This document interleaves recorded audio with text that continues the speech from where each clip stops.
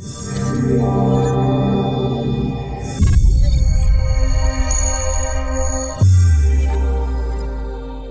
you ready for Tax Amnesty Volume 2? The Indonesian reformation period promotes continuous new innovations led by its people, thus helping Indonesia's economic stability.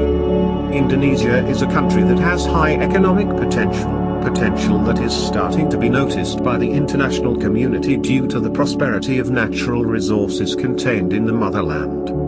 Of course, rapid materialistic success is encouraging news for business actors, but for some people, this is just one edge of a double-edged sword. At the other edge of the blade is an obligation for business actors to pay taxes on their income. Many citizens are still unfamiliar with the purpose of taxation in a country, especially if it is subject to a large tariff. Taxes are the largest source of income in many countries. They have several functions, including financing all state expenditures such as civil servant salaries, payment of government debt and financing infrastructure development. The government also uses taxes to set state policy, or what is commonly called as a fiscal policy. Some fiscal policies include import duty taxes to suppress imports. The government, through laws and regulations, has provided an opportunity for business actors to report and disclose all their wealth in an accurate and transparent manner in the Tax Amnesty program, which was first implemented in 2016 to 2017. Tax Amnesty, or the Voluntary Disclosure Program, Program Pengungkapan Sukla or PPS Volume 1, is a significant revolution in taxation because it requires business actors to disclose their wealth transparently, with the purpose of increasing state tax revenue. The reason is that many people are still reluctant to report their assets, causing state tax budget revenues to stagnate. The government will hold a Tax Amnesty Volume 2 from January 1st to June 30th, 2022. To participate in the Tax Amnesty, taxpayers who are under examination, investigation, if proven guilty, need to pay an administrative fine that has been determined in advance.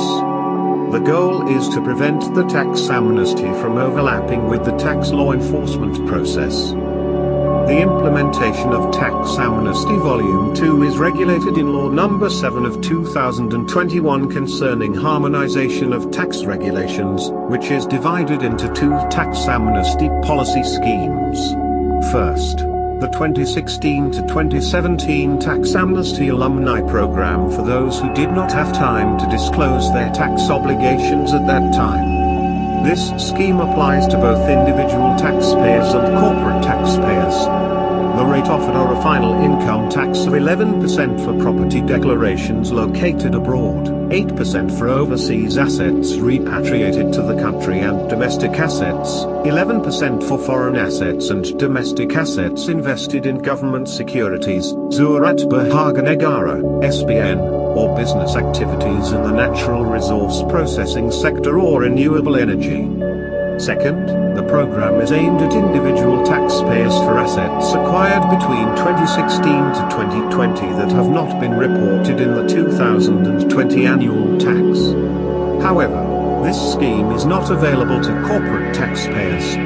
In the second scheme, the final income tax rate given is also higher than the first scheme, which is 18% for property declarations located abroad, 14% for overseas assets repatriated to the country and domestic assets, and 11% for foreign assets and domestic assets invested in government securities, Surat Berharga Negara/SBN. Business activities in the natural resource processing sector or renewable energy.